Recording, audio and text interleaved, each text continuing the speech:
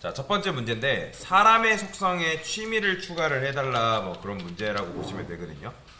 그러면 저번 시간에 말씀드렸지만 함수를 이런 식으로도 선언이 가능하고, 그러니까 즉 밑에서도 선언이 가능한데, 근데 여러분들이 함수를 밑에서 선언을 하려면 최소 이런 식으로 이제 뭐랄까 예고편 정도, 그러니까 즉 introduce라는 함수가 밑에 있어 라고 알려주는 정도는 써줘야 돼요. 그게 바로 이런 건데, 그래서 요거는 뭐 써도 되고 안 써도 되고, 그러니까 내 밑에다 쓰게 되면 반드시 써줘야 돼요. 이거 이렇게 쓰게 되면 안 됩니다. 그래서 이걸 써줘야 된다 라고 보시면 되고요. 근데 저는 이렇게 쓰는 것보다 이런 식으로 쓰는 걸 좀 더 선호하기 때문에 그냥 이렇게 쓰도록 하겠습니다. 그래서 여러분들 그냥 웬만하면 함수는 여기다 위에다가 쓴다 라고 생각하고 쓰셔도 돼요.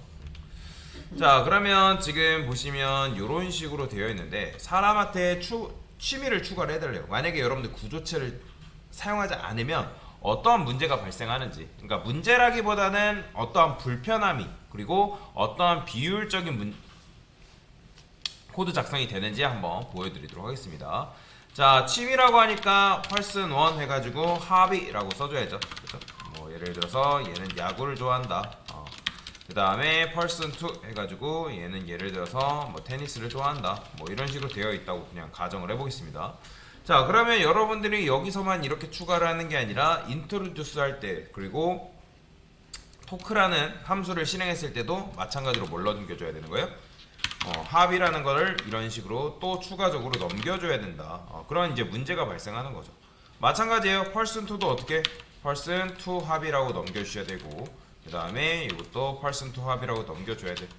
자, 그러면 인자값을 하나, 둘, 셋, 넷, 5개 넘겼기 때문에 여러분들이 받아야 되는 매개변수도 몇 개? 총 5개를 받아야 된다. 자, 그러면 여기서도 어떻게 캐릭터 합이라고 추가해주면 되겠죠. 자, 그 다음에 만약에 출력을 하겠다. 그러면 여기다가 이거 추가한 다음에 취미는 뭐다? 뭐 이런 식으로 해주시면 되겠죠. 자, 고양도 요거 지금 인자값 우리가 뭐 했어요? 토크할 때도 마찬가지로 4개가 아니라 5개잖아, 인자값이. 그러면 이런 식으로 합의를 여러분들 또 써줘야 된다는 거죠.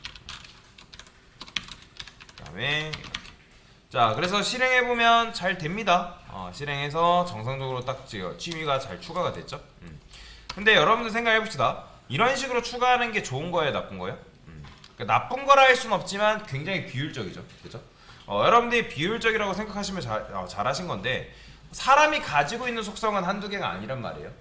그죠? 사람이 가지고 있는 거는 뭐 나이도 있을 수 있고, 이름도 있을 수 있고, 뭐 사는 곳부터 시작해서 엄청나게 다양하단 말이에요. 근데 그런 다양한 정보를 여러분들이 이런 식으로 풀어서 쓰게 되면 내가 뭔가를 또 옮기려 할 때 어떠다? 일일이 하나하나 옮겨줘야 되는 그런 불편함이 있다고 말씀을 드렸잖아요. 그죠? 그래서 여러분들이 제가 지난 시간에 설명드렸던 게 뭐예요? 자, 여러분들이 옮겨야 할 짐이 예를 들어서 한 9상자가 있대요. 하나, 둘, 셋, 넷, 다섯, 여섯, 일곱, 여덟, 아홉.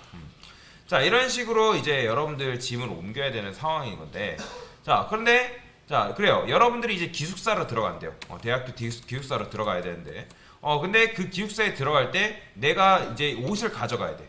그러니까 이런 식으로 옷을 가져가야 되는데, 보통 이제 옷을 가져갈 때 어디에다 담아가요? 캐리어에 담아가죠. 그죠? 그러면 결국에 캐리어에 담아가는 이유가 뭐예요? 여러분들이 좀 더 짐을 편하게 옮기기 위해서 캐리어에 담아가는 거죠. 만약에 여러분들이 옷을 이런 식으로 갖가지로 풀어놨다면 몇 번 옮겨야 돼요?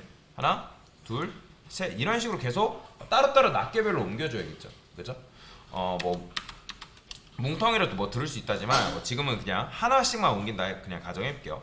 그러면 엘리베이터를 탈 때도 요거를 하나씩 다 옮겨야 되고, 그 다음에 엘리베이터에서 내렸을 때도 기숙사에다가 요거를 다 하나씩 넘겨야겠죠. 그러면 이제 친구가 그러겠죠. 야, 너 왜 이렇게 짐을 비효율적으로 옮기냐. 그죠?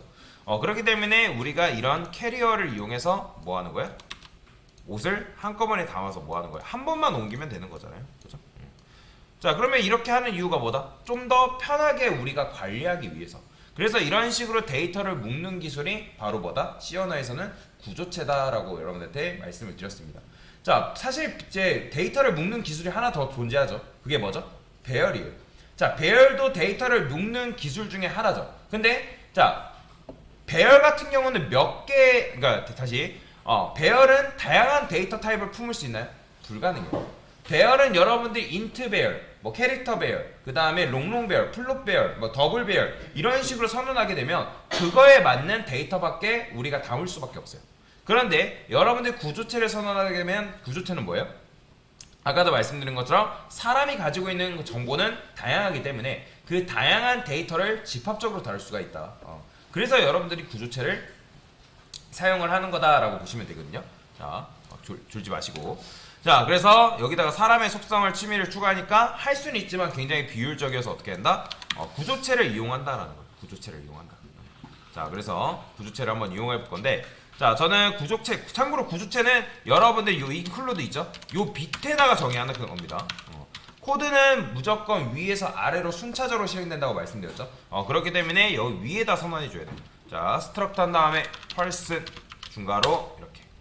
자, 그 다음에 사람은 이런 식으로 정보를 품고 있으니까 요거 정보에 대한 것들을 가지고 있으면 되는데, 어차피 사람의 나이, 내 이름, 뭐 사는 곳 이런 식으로 사람이라고 정의해놨기 때문에 요걸 굳이 붙일 필요가 있다 없다? 없다라는 거죠.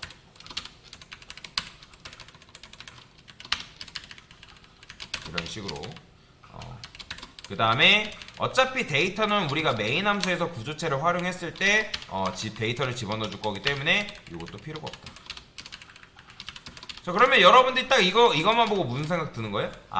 사람이라는 거는 이름과 나이하고 이름과 고향 그리고 좋아하는 음식 취미를 갖겠구나. 그런데 생각을 해봅시다. 여러분들이 지금 이거 사람 하나 만든 거예요? 그렇죠. 사람 하나 만든 게 아니라 했습니다. 얘는 그냥 사람을 만들기 위한 하나의 설계도에 불과한 거예요. 설계도에 불과. 그러면 여러분들이 설계도를 기반으로 사람을 만들 수 있는데, 자, 그 전에 보통 이걸 처음 배우게 되면 강사님 사람 이렇게 만드는 거 아닌가요? 그리고 강사님 사람 3명 만들었는데요? 아니라는 거예요. 이거는 사람을 만든 게 아니죠. 자, 여러분들이 붕어빵을 예를 들어서 구워야 돼요. 붕어빵을 구워야 되는데, 자, 붕어빵 한 개만 굽는다 하면 사실 이런 붕어빵 기계가 필요할까요? 필요 없겠죠. 그죠? 근데 여러분들이 붕어빵을 연달아 한 100개, 1000개 구워야 된대요. 그러면 붕어빵을 굽는 기계가 필요해요? 필요 없어요? 당연히 필요하겠죠. 그죠?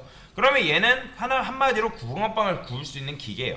즉 사람을 만들 수 있는 설계도다 라고 생각하시면 됩니다. 자, 그러면 사람을 만들었으니까 어떻게 하면 되는 거예요? 자, 여기다가 소환을 해야겠죠. 스트럭트 펄슨. 자, 이게 뭐예요? 여러분들이 사람이라는 구조체를 기반으로 뭐 한 거예요? 사람을 만든 거예요. 그 다음에 그 사람을 만든 다음에 그 사람의 구조체 변수, 그러니까 요거는 타입이라고 보시면 되고, 그 다음에 변수라고 쓴 거죠. 그렇죠? 자, 그러면 여기서도 어떻게 하면 되는 거예요? 그냥 이렇게 쓰는 게 아니라 p1.ag 이런 식으로 접근해서 우리가 데이터를 집어넣을 수 있다. 이해가 되시나요? b1.hometown, 그 다음에 b1.favoritefood, 그 다음에 b1.hobby 이런 식으로. 자, 그러면 사람을 하나 더 만들어야 된대요. 그럼 어떻게 하면 돼요? 당연히 사람 하나 더 만들어 주면 되겠죠. person p2. 그 다음에 여기도 p2라고 적어주시면 되고요. 그 다음에 p2. 자, 이런 식으로 써주면 되겠죠. 그렇죠? 자, 그러면 근데 원래 우리가 구조체를 사용하지 않았을 때는, 자, 여기서 여러분들이 뭐 age, hobby 다 넘겨줘야 되죠. 자, 그러면 p1.age 해가지고 그 다음 p1.name 일일이 넘겨도 되는데, 근데 이렇게 넘길 바에 어떻게 넘기는 게 낫다고요? 그냥 사람 한 명에 대한 정보를 담고 있는 변수만 이렇게 넘겨주면 된다고요. 누구? 토크도. 그 다음에 introduce도 마찬가지. 그냥 p2. 토크도 p2. 이게 끝이에요. 자, 그러면 이렇게 받았기 때문에 인자값으로 지금 뭐예요? p1을 넘겼잖아요. 그죠? 그럼 p1을 넘겼기 때문에 여기서도 받을 때 뭐 해야 돼요? 사람을 받을 수 있게끔 struct person 이런 식으로 써줘야죠. 그러니까 우리가 int a 예를 들어서 정수값 하나 넘기면 여기 정수값 받을 수 있도록 하는 것처럼 똑같은 거라는 거예요. 근데 여기가 조금 달라지겠죠. p. 그러니까 여기 그냥 name이니까 p.name, p.age, p.hometown, p.hobby. 자, 마찬가지예요. 자, 여기서도 어떻게 토크 이제 이렇게 낱개로 받는 게 아니라 사람으로 받는다. struct person p. 그 다음에 여기서도 어떻게 쓰면 되는 거예요? p.age. 그 다음에 p.name. 자, 이렇게 써주면 된다. 자, 훨씬 더 편하지 않나요? 지금 introduce라는 함수는 사람 한 명에 대한 정보를 받고 있다. 그리고 introduce 또 다른 introduce는 사람 2에 대한 정보를 받고 있구나.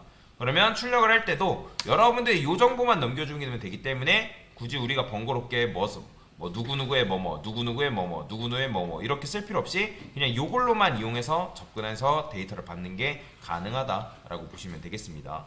자, 그래서 구조체를 사용하면 결국엔 좋은 점이 뭐다? 우리가 일일이 데이터를 넘기는 걸 어떻게 하는 거예요? 한 큐에 처리할 수 있다. 왜? 데이터를 뭉텅이를 묶어가지고 보내기 때문에. 그래서 이런 식으로 구조체가 있는 거고, 여러분들 구조체를 활용하면 굉장히 편하게 작업하는 게 가능하다라고 보시면 되겠습니다. 됐습니다.